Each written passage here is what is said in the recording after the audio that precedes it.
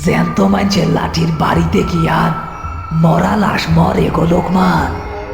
তোর পোলার তো ওপারে জান বাইর হয়ে যাইতেছে, তুই বাইসা কি করবি? আয় বাপু, দুইজন রে আমি নদীর তলায় নিয়ে যাই। নদীর তলায় অনেক ভালো থাকবি।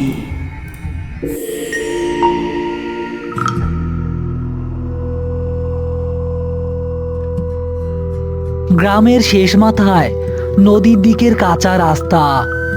রাত একটা, আমাবস্যার রাত। চারদিক ঘন কুয়াশায় ঢাকা। লোকমান এক হাতে একটা হ্যারিকেন আর অন্য হাতে একটা লাঠি নিয়ে পাগলের মতো নদীর দিকে দৌড়াচ্ছে। তার চোখে মুখে আতঙ্কের ছাপ। হঠাৎ রাস্তার মাঝখানে হ্যারিকেন উঁচিয়ে তার পথ আটকালো কুদ্দুস চৌকিদার। খারা লোকমান, এই মাঝরাইতে তুই পাগলের লাহান গাঙের দিকে দৌড়াইতাছস কেন? মতলব কি তোর? আমার পথ ছাড়েন কুদ্দুস ভাই, আমার পোলাটা কলেরায় ঢুকতাছে, রক্ত বমি শুরু হইছে।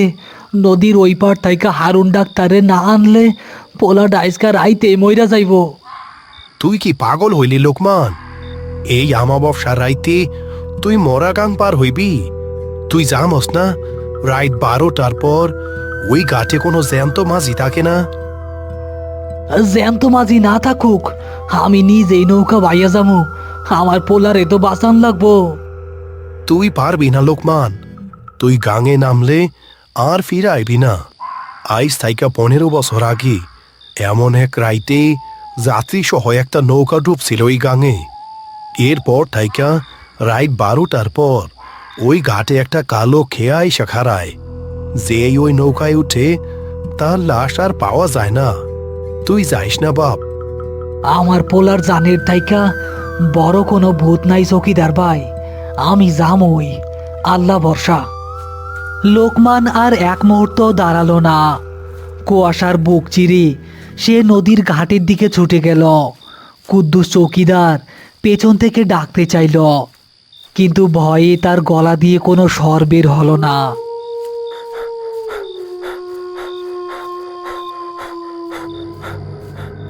মরাগাঙের পরিত্যক্ত খেয়াঘাট। রাত 1:20। ঘাটের পরিবেশটা শ্মশানের মতোই নিস্তব্ধ। নদীর পানি কুচকুচে কালো। কুয়াশা এতটাই ঘন যে নদীর 10 হাত দূরের জিনিসও ঠিকমতো দেখা যাচ্ছে না। বাতাসে পচা মাছ, মরা শামুক আর পোড়া কাঠের একটা উৎকট বোটকা গন্ধ। মাঝি ভাই, ও মাঝি ভাই, ঘাটে কেউ আসো নাকি? আমার একটু পার কইরা দেও, ডাবল ভাড়া দিমু। লোকমানের গলার আওয়াজ নদীর কুয়াশায় ধাক্কা খেয়ে আবার ফিরে এলো। কোনো উত্তর নেই। লোকমান হতাশ হয়ে মাটিতে বসে পড়তে যাবে, ঠিক তখনই নদীর ঘন কুয়াশার ভেতর থেকে একটা শব্দ ভেসে এলো। কেউ খুব ধীর গতিতে লগি ঠেলে নৌকা নিয়ে ঘাটের দিকেই আসছে। লোকমান দ্রুত হ্যারিকেনটা উঁচু করে দাঁড়ালো। কুয়াশা চিরে একটা পুরনো কালো রঙের নৌকা ঘাটে এসে ভিড়ল। নৌকার গলইয়ে একজন লোক বসে আছে। তার পুরো শরীর একটা কালো চাদরে মাথা থেকে পা পর্যন্ত ঢাকা, মুখ দেখা যাচ্ছে না। হ্যাঁ হ্যাঁ, মাঝি ভাই, স্বয়ং আল্লাহ তোমারে পাঠাইছে। আমারে জলদি ওপারে পার কইরা দেও ভাই। পোলাটা আমার মরণাপন্ন, কখন কি হয়ে যায় কোনো ঠিক নাই। ওপারে যাইবা? আচ্ছা, ওইটা বসো। গলাটা শুনে লোকমানের বুকের ভেতরটা একটু কেঁপে উঠল। মনে হলো লোকটার গলার ভেতর এক গাদা কাদা আর পানি আটকে আছে। কিন্তু ছেলের মুখের কথা ভেবে লোকমান আর দেরি না করে নৌকায় উঠে বসল।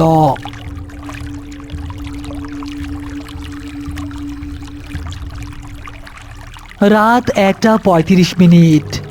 নৌকা মাঝ নদীর দিকে এগোচ্ছে। চারদিক শুধু অন্ধকার আর কুয়াশা।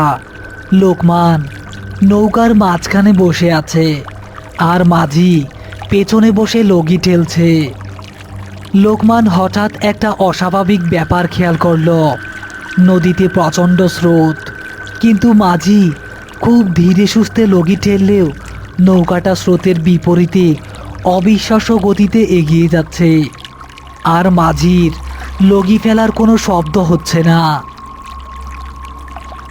মাঝি ভাই, তোমারে তো আগে এই ঘাটে কখনো দেখি নাই। এই মাঝরাইতে তুমি একলাই ঘাট বাইতাছ, ডর করে না? ডর কারে কমু ভাই, আমি তো এই নদীর তলার সব কিছুই চিনি। নদীর তলায় কত মানুষের হাড়গোড় পইরা আছে জানো? কি কও এগুলা? আল্লাহ আল্লাহ করো ভাই। লোকমান একটু পেছনে ফিরে মাঝির দিকে হ্যারিকেনের আলোটা ফেলার চেষ্টা করল। হ্যারিকেনের আলোটা মাঝির দুই হাতের উপর গিয়ে পড়ল। লোকমানের শরীরের সমস্ত রক্ত যেন বরফ হয়ে গেল। লগি ধরে থাকা মাঝির হাত দুটো কোনো জ্যান্ত মানুষের নয়। হাত দুটো ফুলে ঢোল হয়ে আছে। চামড়াগুলো পানির নিচে পচে খসে খসে পড়ছে। আর সেই খসে পড়া চামড়ার ফাঁক দিয়ে সাদা হাড় আর কিলবিল করা চোখ দেখা যাচ্ছে। মাঝি ভাই, তোমার হাত এমন কেন? লোকমানের কথা শুনে মাঝি লগি টানা বন্ধ করে দিল। মাঝ নদীতে প্রচণ্ড স্রোতের ভেতরেও নৌকাটা যেন জাদুমন্ত্রে এক জায়গায় স্থির হয়ে দাঁড়িয়ে রইল। চারদিকের নিস্তব্ধতা এতটাই ভারী হয়ে উঠল যে লোকমানের নিজের হৃৎপিণ্ডর ধুকপুকানিও সে শুনতে পাচ্ছিল। হাত কেমন তা তো দেখলা লোকমান, এখন আমার মুখখানা দেখবা না? মাঝি খুব ধীর গতিতে তার মাথার কালো চাদরটা পেছনের দিকে সরিয়ে দিল। হ্যারিকেনের আলোয় মাঝির মুখ দেখে লোকমানের গলা চিরে একটা গগনবিদারী আর্তনাদ বেরিয়ে এলো। মাঝির মুখের অর্ধেক মাংসে পচন ধরে খসে পড়েছে, সেখান থেকে কালো কষ ঝরছে। তার ডান চোখটা কোটর থেকে বেরিয়ে গালের ওপর ঝুলছে, আর বাঁ চোখের জায়গায় শুধু একটা অন্ধকার গর্ত। তার চেরা মুখের ভেতর থেকে বড় বড় করাতের মতো দাঁত বেরিয়ে আছে, আর দাঁতে ফাঁকে শ্যাওলা আর কাদা আটকে আছে। তুই তো ওপারে যাইতে চাইছিলি লোকমান, কিন্তু আমার নদীর তলার মাছগুলার তো খুব খিদা। তোরে কি ওপারে নিয়ে যাবো নাকি নদীর তলায় নিয়ে যাবো?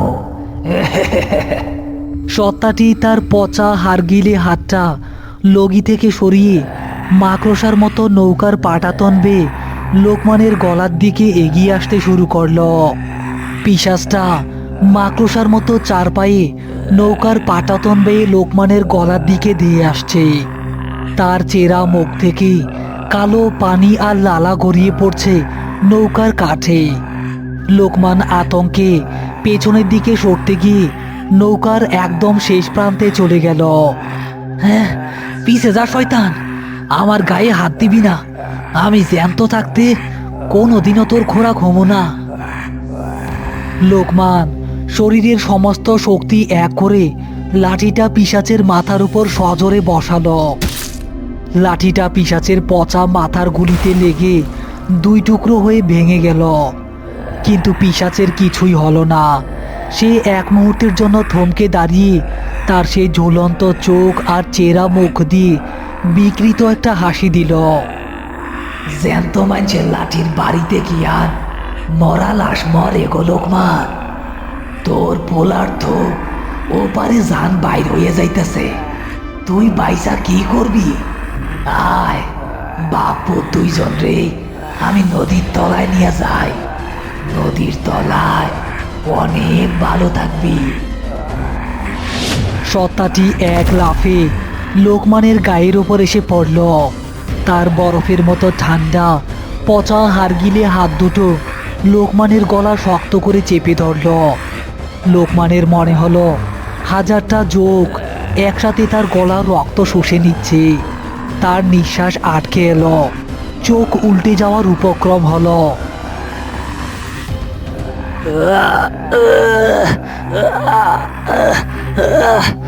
সাইরাতে, আমার সাইরাতে, সাইরাতে। পিশাচটা তার চেরা মুখটা লোকমানের মুখের একদম কাছে নিয়ে এলো। পচা মাছ আর গলিত মাংসের গন্ধে লোকমানের বমি চলে এলো।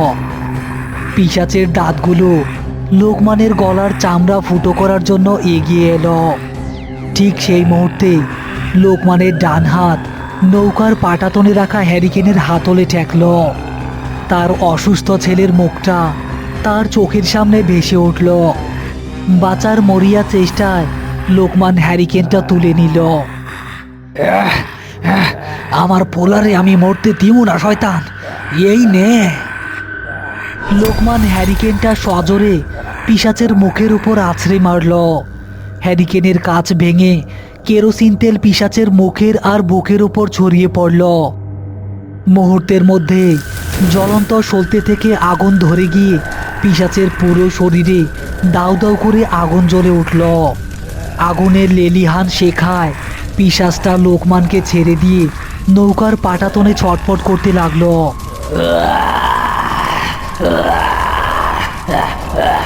আগুন আমারে পুরাইয়া দিলি লোকমান, আমারে পুরাইয়া দিলি।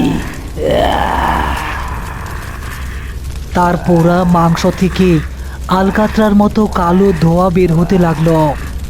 যন্ত্রণায় ছটফট করতে করতে পিশাচটা ভারসাম্য হারিয়ে মাঝ নদীর কালো পানির ভেতর ঝপাট করে পড়ে গেল। পিশাচটা পানিতে পড়ে যাওয়ার পরও পানির নিচ থেকে তার গোংরানির শব্দ আর লালচে আগুনের আভা কিছুক্ষণ দেখা গেল। তারপর সব নিস্তব্ধ। নৌকার একপাশে তখনও আগুন জ্বলছে। লোকমান আর এক সেকেন্ডও দেরি করল না। সে নৌকার পাটাতন থেকে ভাঙা লাঠির অর্ধেক অংশটা তুলে নিল। সেটা দিয়েই পাগলের মতো পানি টেনে নৌকাটাকে ওপারের দিকে নিয়ে যেতে লাগলো।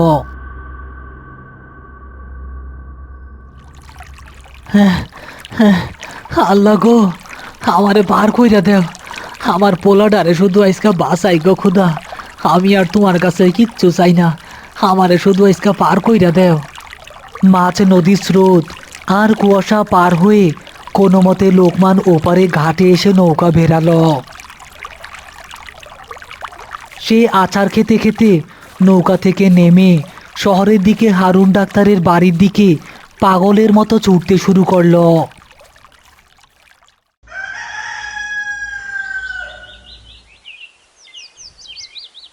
ভোরের আলো ফুটতে শুরু করেছে। লোকমান আর হারুন ডাক্তার বড় রাস্তা দিয়ে রিক্সা করে গ্রামের বাড়িতে এসে পৌঁছালো। লোকমানের সারা গায়ে কাদা, কপালে আর গলায় কালশিটে দাগ। লোকমান দৌড়ে ঘরের ভেতর ঢুকলো। তার স্ত্রী খাটের পাশে বসে কাঁদছে। খাটের ওপর 10 বছরের ছেলেটা শুয়ে আছে। বউ, বউ, ডাক্তার নিয়ে আইছি। আমার পোলার কি অবস্থা এখন? আপনি এতক্ষণ কই আছিলেন? রাত 3টার দিকে পোলার তো হঠাৎ কইরা বমি বন্ধ হইয়া গেল। গায়েও এখন আর কোনো জ্বর নাই। আরে ছেলে তো সম্পূর্ণ সুস্থ, কলেরার কোনো লক্ষণই তো দেখছি না। নারী তো একদম স্বাভাবিক। তুমি খামোখাই এত রাতে ভয় পেয়ে গিয়েছিলে লোকমান। আল্লাহ রহমতে এখন আর কোনো ভয় নেই। লোকমান স্বস্তির নিঃশ্বাস ফেলল।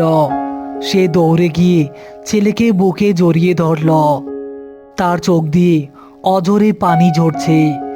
গত রাতের সেই ভয়ঙ্কর নদীর কথা তার কাছে এখন নিছক দুঃস্বপ্ন মনে হচ্ছে। হ্যাঁ বাজান আমার, তুই বাইচা গেছস। আল্লাহ আমার দোয়া কবুল করছে রে বাজান, আল্লাহ আমার দোয়া কবুল করছে।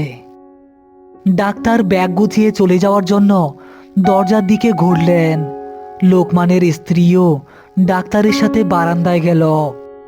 ঘরের ভেতর লোকমান আর তার ছেলে একা। ছেলেটা খুব ধীরে ধীরে বিছানায় উঠে বসল।